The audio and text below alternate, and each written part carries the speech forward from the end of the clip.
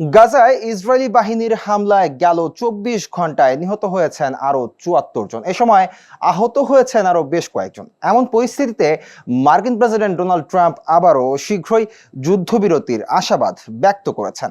যুদ্ধবিরতির আলোচনার মধ্যেও ইসরায়েলি বাহিনী গাজা উপত্যকায় বিভিন্ন অংশে আক্রমণ অব্যাহত রেখেছে।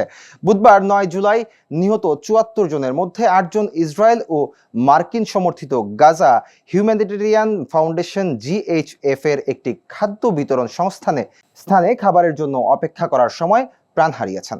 গাজার স্বাস্থ্য মন্ত্রণালয়ের তথ্য অনুযায়ী জিএইচএফ সাইটগুলোতে নিহত ফিলিস্তিনির সংখ্যা ৭৭০ ছাড়িয়ে গেছে।